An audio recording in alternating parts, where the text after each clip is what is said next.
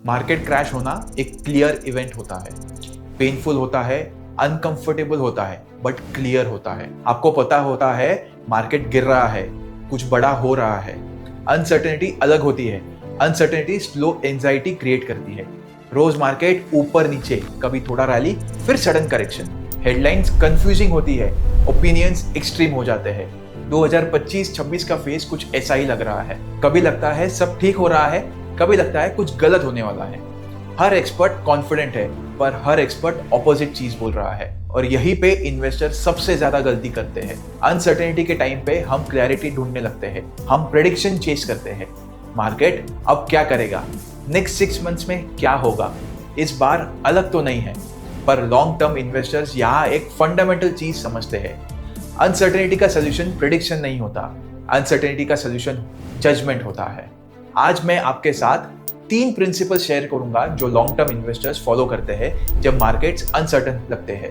ये market prediction का video नहीं है, ये डिसीजन क्वालिटी का वीडियो है। First principle, long term investors don't confuse uncertainty with danger. Her uncertain face dangerous नहीं होता, पर जब आप उस फेस के बीच में होते हो तो अनसर्टेनिटी और डेंजर सेम ही लगते हैं। और यही पे इन्वेस्टर सबसे महंगा मिस्टेक करता है। 2013 याद कीजिए, यूएस फेडरल रिजर्व ने सिर्फ एक हिंट दिया कि शायद स्टिमुलस कम करेंगे, बस हिंट। पर मार्केट का रिएक्शन देखिए, रुपी शार्पली गिर गया, एफआई आउटफ्लो शुरू हो गए, इंटरेस्ट रेट्स ऊपर गए, हेडलाइंस फुल पैनिक मोड में थे। नैरेटिव था इंडिया फ्रेजाइल है, करेंसी कोलैप्स हो जाएगी, फॉरेन इन्वेस्टर्स भरोसा खो रहे हैं, इंडिया स्टोरी ओवर हो गई है। पर जरा पीछे हटकर सोचिए, क्या बिजनेस बंद हो गए थे? क्या लोग कंजम्पशन बंद कर दिए थे? क्या इकोनॉमी परमानेंटली डैमेज हो गई थी? नहीं। फिर क्या हुआ? आरबीआई ने करेंसी स्टेबिलिटी पे काम किया, पॉलिसी डिसिप्लिन इंप्रूव हुआ, स्ट्रक्चरल रिफॉर्म्स का ग्राउंड वर्क शुरू हुआ, और रिजल्ट 2013 के बाद इंडिया ने one of the strongest multi year rallies देखी। लॉन्ग टर्म इन्वेस्टर्स को मैसिवली रिवॉर्ड मिला। 2013 एक पॉज था, परमानेंट रीसेट नहीं। अब 2018 देखिए, आईएलएनएफएस कोलैप्स, ट्रस्ट ओवरनाइट ब्रेक हो गया, एनबीएफसीज पे कॉन्फिडेंस क्रैश हुआ, क्रेडिट फ्रीज का फियर था, डेली एनएवी गिर रहा था, पोर्टफोलियो शेक हो रहे थे। नैरेटिव था सिस्टमैटिक रिस्क, डेट अनसेफ है, लिक्विडिटी खत्म हो जाएगी। पर फिर वही सवाल, क्या इंडिया का कंजप्शन रुक गया? क्या कंपनीज रेवेन्यू कमाना बंद कर दी? क्या इकोनॉमी परमानेंटली ब्रेक हो गई? नहीं। उसके बाद क्या हुआ? वीक प्लेयर्स एग्जिट हो गए, रेगुलेशन स्ट्रॉन्गर हो गई, बैलेंस शीट्स क्लीनर हो गई, रिस्क प्राइसिंग रियलिस्टिक हुआ। ये क्राइसिस एक क्लीनअप था, कोलैप्स नहीं। और जो इन्वेस्टर्स एसआईपी कंटिन्यू करते रहे, पैनिक सेलिंग से बचे और प्रोसेस फॉलो करते रहे, उन्होंने अगले साइकिल में हेल्दियर मार्केट्स देखे। कोर लर्निंग ये है, लॉन्ग टर्म इन्वेस्टर्स यहीं पे एक क्लियर डिस्टिंक्शंस बनाते हैं। अनसर्टेनिटी का मतलब लैक ऑफ विजिबिलिटी होता है, डेंजर का मतलब परमानेंट डैमेज होता है। जब तक बिजनेसेस सर्वाइव कर रहे हैं, इकोनॉमिक फंक्शन कर रही है और सिस्टम अडेप्ट कर रहा है, तब तक अनसर्टेनिटी सिर्फ डिस्कंफर्ट होती है। और डिस्कंफर्ट से वेल्थ डिस्ट्रॉय नहीं होती। हर अनसर्टन फेस एक चीज लेकर आती है, फ्यूचर रिटर्न्स क्वाइटली इंप्रूव हो जाते हैं।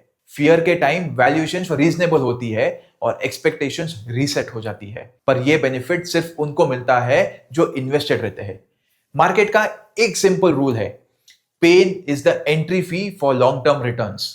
इसको याद रखने के लिए एक लाइन काफी है, हर अनसर्टेनिटी क्राइसिस नहीं होती, कुछ अनसर्टेनिटी सिर्फ ग्रोथ का पॉज होती है। Second principle, long term investors care more about behaviour than valuations. Valuations important होती है, पर वोलेटाइल मार्केट्स में बिहेवियर ज्यादा इंपॉर्टेंट होता है, क्योंकि वोलेटिलिटी का सबसे बड़ा इंपैक्ट पोर्टफोलियो पे नहीं होता, दिमाग पे होता है। जब मार्केट अनसर्टन होते हैं, स्क्रीन्स रेड ग्रीन होती है, न्यूज कॉन्ट्राडिक्टरी होती है, ओपिनियंस एक्सट्रीम हो जाते हैं। इन्वेस्टर का दिमाग में 3 चीज चलती है, फियर, डाउट और अर्जेंसी।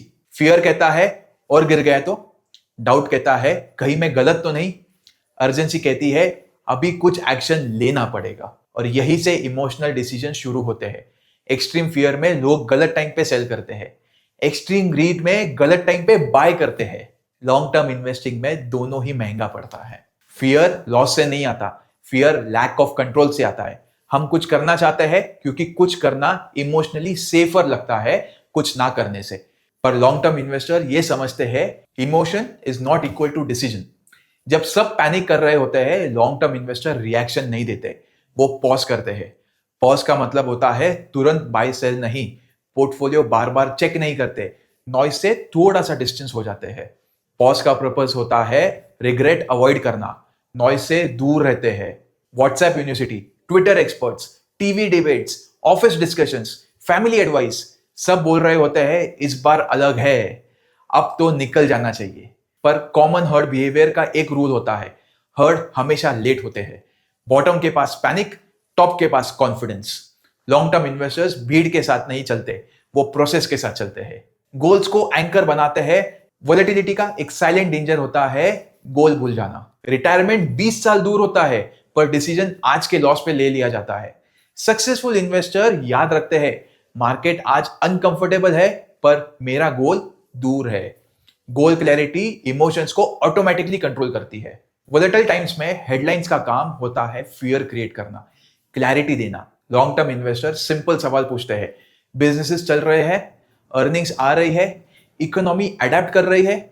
अगर जवाब हाँ है तो वोलेटिलिटी सिर्फ नॉइज है। प्रोफेशनल गाइडेंस लेते हैं। वोलेटाइल मार्केट्स में सबसे डेंजरस चीज होती है अकेला डिसीजन लेना।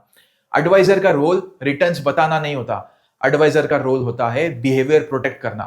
कभी बोलेंगे होल्ड, कभी बोलेंगे कुछ मत करो, और अक्सर कुछ नहीं करना ही सबसे सही डिसीजन होता है। इसलिए याद रखें, मार्केट वैल्यूएशंस पे कम गलत होता है, मार्केट बिहेवियर पे ज्यादा गलत होते हैं। Third principal, long term investors think in decades, not in calendar years. Let me से दिस क्लियरली, 2026 कोई स्पेशल ईयर नहीं है, ना ये वर्डिक्ट है, ना सक्सेस या फेलियर का फाइनल रिजल्ट। 2026 सिर्फ एक चेक पॉइंट है 20-30 साल की इन्वेस्टिंग जर्नी के बीच में। पर प्रॉब्लम ये होती है कि मोस्ट इन्वेस्टर्स हर कैलेंडर ईयर को जजमेंट बना लेते हैं। इस साल मार्केट ने क्या दिया, लास्ट ईयर बेटर था, इस साल स्ट्रैटेजी चेंज करनी पड़ेगी। ये कैलेंडर ईयर थिंकिंग पेशेंस को सबसे पहले डिस्ट्रॉय करते हैं। लॉन्ग टर्म इन्वेस्टर ये सवाल पूछते हैं, क्या मुझे आज ही पैसा चाहिए? क्या मेरे गोल्स आज कंप्लीट हो गए हैं? अगर जवाब नहीं है तो ये वोलेटिलिटी सिर्फ एक फेज है, डिसीजन पॉइंट नहीं। मार्केट साइकिल्स में चलते हैं, अप्स आते हैं, डाउन्स भी आते हैं, साइडवेज फेजेस भी आते हैं। ये कोई एक्सीडेंट नहीं होता, ये इन्वेस्टिंग का एक नेचर है। वेल्थ तब बनती है जब आप पूरा साइकिल जीते हो। मोस्ट इन्वेस्टर्स लेट एंटर करते हैं, अर्ली एग्जिट करते हैं, रिकवरी मिस कर देते हैं। लॉन्ग टर्म इन्वेस्टर्स साइकिल के साथ रहते हैं, डिस्कंफर्ट के साथ रहते हैं, कंपाउंडिंग को टाइम देते हैं। पेशेंस का मतलब कुछ नहीं करना नहीं होता है। पेशेंस का मतलब होता है गोल्स याद रखना, प्रोसेस फॉलो करना, SIPs कंटिन्यू रखना, नॉइस इग्नोर करना। ये सब एक्टिव डिसीजंस होते हैं। सबसे महंगा लॉस पैसे का नहीं होता है, सबसे महंगा लॉस पेशेंस का होता है। इसलिए लॉन्ग टर्म इन्वेस्टर्स एक बात याद रखते हैं, मुझे राइट ईयर नहीं चाहिए, मुझे राइट जर्नी चाहिए। वेल्थ एक इवेंट नहीं होती, वेल्थ एक लॉन्ग जर्नी होती है। और जो इन्वेस्टर जर्नी के अप्स डाउन्स एक्सेप्ट कर लेते हैं, वही डेकेड्स के स्केल पे रियल कंपाउंडिंग एक्सपीरियंस करते हैं।